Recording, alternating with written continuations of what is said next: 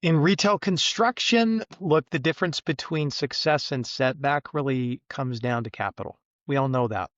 You might have found the project, you might have put it together, but if you don't have the capital, you don't have anything.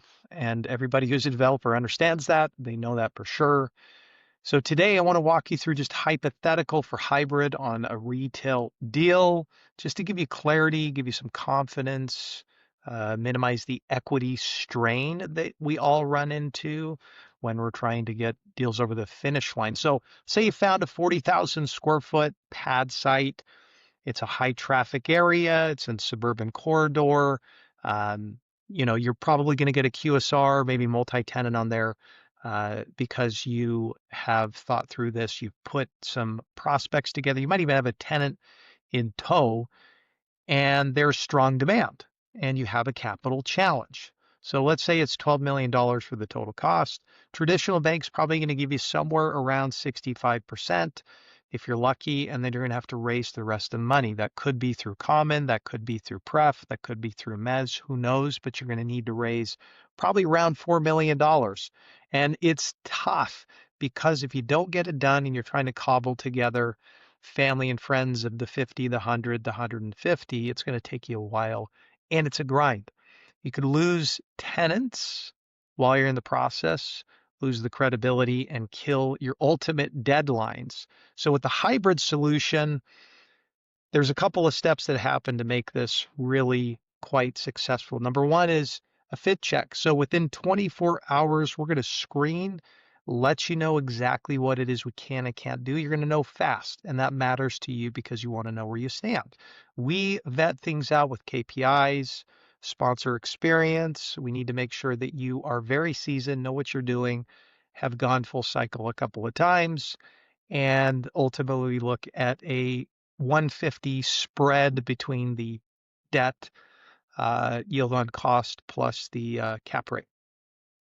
Exit plan's got to make sense. We've got to know how to get out of it. You're going to know really, really fast. Number two is the streamlined underwriting. So instead of this endless paperwork and a nonchalant checklist that's just going to go on and on forever, making things totally frustrating, that'll save you weeks of time. Number three is the terms alignment document.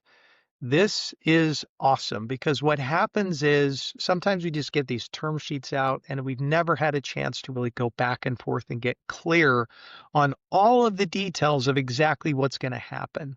So that terms alignment document allows us and you to really go through the finer points before we actually go to a full blown term sheet. Saves a lot of time, a lot of nuance, a lot of headache if something's going to get stuck. Fourth one, after they get signed up and we're ready to move forward, then we're dealing with pre-structured legal templates. This is awesome because what happens is you get the legal up front, you know exactly where we stand, what we're going to negotiate, what we're not, as opposed to waiting all the way to the end of 45, 60 days down the road and all of a sudden finding out, oh crap, this doesn't work for us. Oh my gosh, this just isn't going to work really well. That is a huge value proposition to the developer.